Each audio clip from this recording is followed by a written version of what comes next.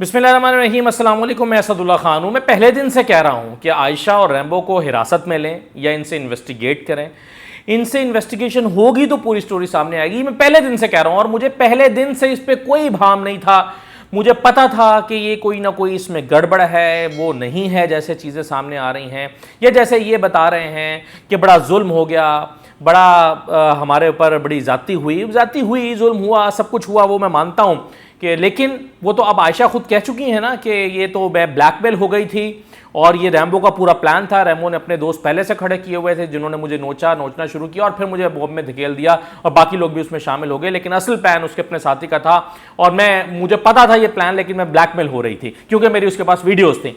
ये बयान तो वो दे चुकी हैं। अब इसकी नई परतें खुल रही हैं। जब रैम्बो गिरफ्तार हुआ था तो मैंने फिर कहा था कि ये आधा काम हुआ है। अभी रैम्बो की गिरफ्तारी से एक साइड सामने आएगी, दूसरी साइड सामने अभी नहीं आएगी।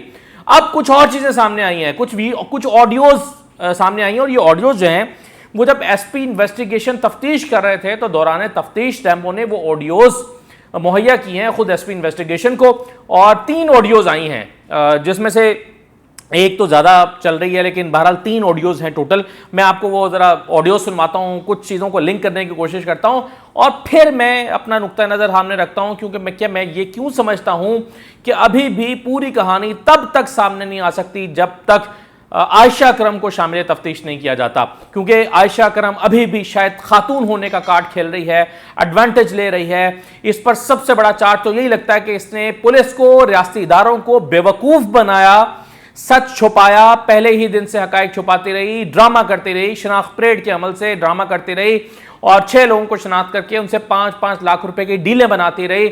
आयशा अकरम जो है वो इस सारे सिचुएशन को अपने हक में इस्तेमाल करती रही। वकार जका से, जिनका नाम मैं उस दिन भूल गया था, मेरे जहन में नहीं आ रहा था, बहरहाल आप लोगों ने मुझे याद दिलाया, वकार जका से 1 लाख रुपया लेकर जो है वो मुकर गई।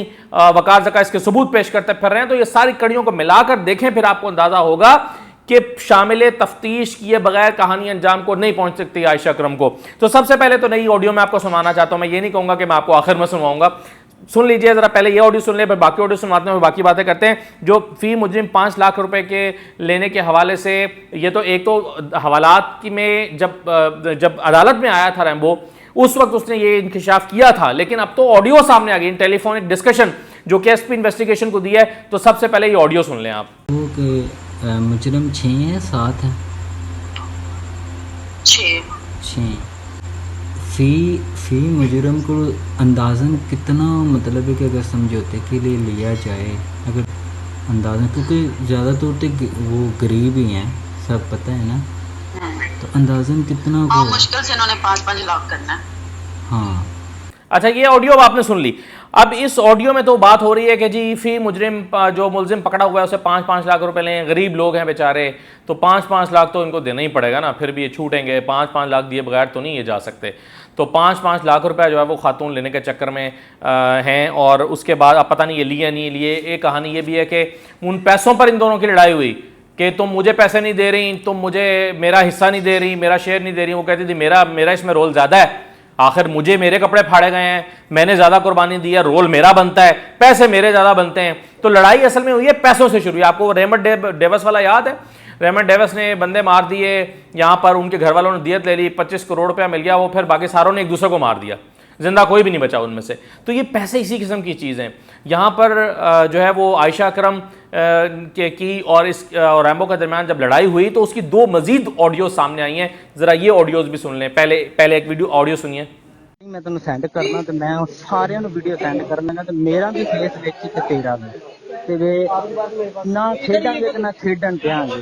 ठीक है, जे तू मैं नहीं ना तू भी नहीं रहेंगी, तो मैं भी अपने आप को बर्बाद करा। ठीक है, यही चाहनी है ना तू, यही चाहनी है ना, मेरी बर्दाश्त खत्म हो गई है। मैं हूं ऐसे टाइम वेख तू किथे किथे, मैं भी नाल, तू नहीं है मैं भी हाँ, ते तेरा जेड़ा सैट है ना, ਇਹ ਵੀ ਮੇਰੇ ਤੋਂ ਜ਼ਿਆਦਾ ਦੂਰ ਨਹੀਂ। ਮੈਂ ਨੰਬਰ ਇਹਨਾਂ ਦਾ ਵੀ ਲੈ ਲਏ ਨੇ, ਇਹਨਾਂ ਨੂੰ ਮੈਂ WhatsApp ਹੀ ਸਾਰਿਆਂ ਨੂੰ ਵੀਡੀਓ ਕਰਾਂਗਾ।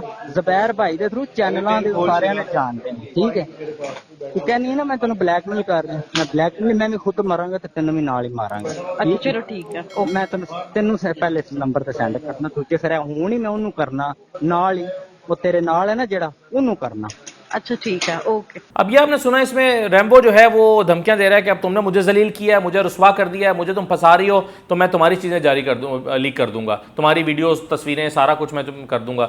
और एक और ऑडियो सुन लें ज़रा इसके बाद जो सामने आई है इसी तसलसल में, वो भी एक आई है ना ए दूजी आईफोन से इधर मैं तेन कट के सेंड करना जिथे तू जिथे जानती है ना बात सुनो, तुम एक एक तस्वीर तुम ऐसे एक एक तस्वीर एक एक वीडियो ये तेरी जिथे ठीक है, तुम्हें जहाँ सेंड करनी है कर लो। मुझे दाता साहब तू रश में फंस रही है, मुझे मेरे पास वीडियो आई है, यहाँ पे तू रुकी है, वहाँ पे मेरे पास वीडियो आई है। उसके बाद एक बात मेरी बात सुन, एक बात तुम छोड़, मैं मुझे बर्बाद किया ना, मैंने क्या तुम्हें बर्बाद किया? मैं तो तुम्हें कह रही हूँ कल आज शूट करते हैं। अभी मैं भाई मेरा काम है, मैं काम ना करूँ? हद होती है। ये मैं वीडियो अब दूसरी जब मेरे पेरेंट्स, मेरी फैमिली मेरे साथ है, तुम मेरे खामद नहीं हो कि मेरे पे इस तरह की पाबंदियां लगा रहे हो। मैं नहीं लगा रहा। ये दूसरी वीडियो भी मैं तुझे सेंड करता हूँ, अभी इसी टाइम देखना, 5 मिनट के अंदर ये पहले तो रफान के पास जाएगी, उसके बाद फिर कहाँ, अब मैं भी मरूंगा तू भी मरेगी। ये दूसरी भी सेंड करता हूँ, वो भी देखना वो किस तरह की। अच्छा, अब ये देखें, रैम्बो जो है वो ऑफेंड हुआ है इससे, आयशा से, और ऑफेंड होकर उसने ये सब करने का कहा है कि मैं सब करूंगा, और फिर आयशा की दिलेरी चेक कर उसने कहा तुमने जो करना है कर लो। लेकिन जब अदालत गिरफ्तारी के बाद रैम्बो को अदालत पेशी पर लाया गया था तो उस वक्त भी रैम्बो ने ये कहा था कि मुझसे जो है वो ये कहती थी 5-5 लाख रुपए लें, और मैं कहता कि नहीं पैसों के चक्कर में ना पड़ो। हालांकि प्लान खैर दोनों का ही था कि अब ये लोग पकड़े गए हैं तो इनसे जो है वो 5-5 लाख रुपए लिए जाएं। और फिर उसने ये भी कह दिया कि जी ये असल में किया धारा तो सारा, यानी कार्रवाई तो रैम्बो के दोस्तों ने शुरू की क्योंकि प्लान रैम्बो का था। यानी रैम्बो की गिरफ्तारी बुनियादी तौर पर इसी दावे की वजह से हुई थी। अब आप जो है ना वो अदालत मौके पर आने पर, अगरचे ये थोड़ा 2 दिन पुराना हो गया, लेकिन फिर भी मैं आपको दिखाना चाहता हूँ कि कड़ियाँ मिल जाएँ कि अदालत पेशी के मौके पर रैम्बो ने क्या मीडिया से बात करते हुए कहा था। ये भी सुन लें। एक वीडियो थी हमारी, लेकिन वो मैंने पहले भी बोला कि लड़की के बिना, उसकी रजामंदी के बिना कुछ भी नहीं हो सकता। और दरख्वास्त देने से पहले रात को मेरा इसके साथ झगड़ा हुआ था इस बात को लेके। इसने बोला था कि मैं फी मुजरम जो पकड़े हैं उनसे 5-5 लाख रुपया लूँगी। तो मैंने इससे कहा कि पैसों के पीछे ना भागो, अपने केस के पीछे भागो। इसने मुझे गालियाँ दी, माँ बहन की, मुझे दुख हुआ इस बात का। और इसने बोला कि अगर जो मैंने ना बोला, तुमने वो ना किया तो मैं तुझे जेल की हवा खुआऊंगी। तो उस वजह से मुझे पता नहीं, रातों रात इसने मुझ पे ये FIR ब्लैकमेल, मुझ पे इल्जाम लगा। कभी आप बहन भाई का रिश्ता बन जाते हैं, आपका असल में रिश्ता क्या है? क्या आप बीच में कोई और मामला भी आप दोनों का है? क्योंकि तस्वीरें तो वो बहन भाई की ऐसी होती नहीं है। एक्चुअली रैम्बो जो है मेरे छोटे भाइयों की तरह हम टिकटॉक पे 2.5 साल से 2 साल से एक साथ वर्क कर रहे हैं। देखिए, इसने मीडिया पे बोला था ये मेरे छोटे भाइयों की तरह है, मुझे नहीं पता इसने क्यों बोल दिया, घबरा के बोल दिया। ये रैम्बो ने कहा था जब वो अदालत आया था। अच्छा, अब जो वकार ज़का साहब कह रहे हैं कि ये झूठी औरत है, मैंने इसको 1 लाख रुपए जमा करवाया, इसके अकाउंट में भेजा, आयशा अकरम के अकाउंट में, ये मुकर गई है। तो कहते हैं कि अगर ये मुकर सकती है इसका मतलब ये कहीं पे भी झूठ बोल सकती है। तो उसामा गाजी साहब के साथ जो बात हो रही थी वकार ज़का की, उसका मैं छोटा सा क्लिप आपको सुनवा देता हूँ ज़रा। आपको अगरचे आपने उनके चैनल पर शायद देख लिया हो, लेकिन ज़रा ये भी सुन लें, ये भी इसी कड़ी का एक हिस्सा है कि वकार ज़का से 1 लाख रुपये लेकर मुकर गई जनाब। तो बाकी कहाँ पर सच बोलती होंगी, सुने जरा। सबसे पहले तो आयशा को भी अरेस्ट करना चाहिए जो मेरा है, लेकिन मैं फिर बता रहा हूँ और आज मैं फिर आपको ये बात बता रहा हूँ, आयशा 100% इन्वॉल्व थी। आप क्यों पैसे वापस मांग रहे हैं इससे, और आप अरेस्ट का मुतालबा क्यों कर रहे हैं? वो तो कह रही है मेरे साथ जुल्म हुआ। 1 लाख रुपए का जो हमने पैसे दिए, ये औरत हर जगह बोलती रही कि मुझे वकार ज़का ने 1 लाख रुपए नहीं भेजे। अगर ये वो झूठ बोल सकती है तो ये बाकी भी झूठ बोल रही है। अच्छा, आपके पास सबूत है अकाउंट, उसके अकाउंट में ट्रांसफर करने के? मैं अभी आपको, आप जब ये वीडियो चला रहे होंगे ना, क्योंकि रेगा है, मैं आपको एक स्क्रीनशॉट भेज रहा हूँ। वो अकाउंट नंबर मेरे मैनेजर का है, अहमर का, और अहमर के थ्रू 1 लाख रुपए भेजा। वो आपने वो दिखाना है और बोलना है ये आयशा का जो अकाउंट नंबर है वेरीफाई किया जाए, वाकई आयशा के या वकार ज़का की कोई पर्सनल दोस्त आयशा जिसको अकाउंट में पैसे भेजे। आप अगर वो 1 लाख मिलने के बाद झूठ बोला तो ये वो खातून है साइकोटिक बाइपोलर डिसऑर्डर की मलका, जो ये चाहती है कि मैं कुछ ऐसी ट्विस्टेड बातें करूं कि मैं डिस्कशन में रहूं। रैम्बो ने भी क्या किया होगा, रैम्बो को भी इसने ही बोला था ये करने के लिए यार। अच्छा, ये अब आपने देख लिया कि वकार जका साहब कह रहे हैं कि भाई मैंने, और सबूत दे रहे हैं और वो रसीदें भिजवाई हुई हैं उसामा को उन्होंने, और उसामा ने अपने चैनल पे दिखाई भी हैं आपको कि वो किस तरह से 1 लाख रुपया जो है वो अदा किया उन्होंने, और ये मोहतरमा लेकर मुकर गई।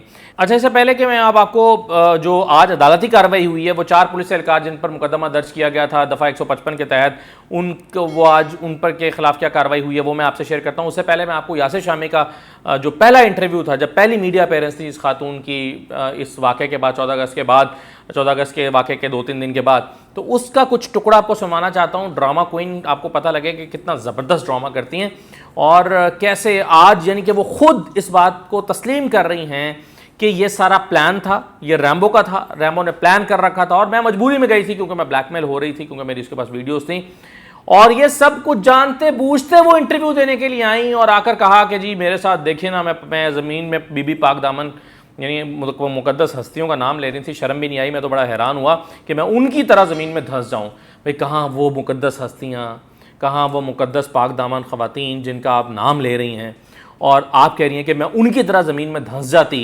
और अब आप कह रही हैं कि जी मैं ब्लैकमेल होकर गई थी क्योंकि मेरी वीडियोस थी रैम्बो के पास, यानी पूरा प्लान था ये सारा कुछ।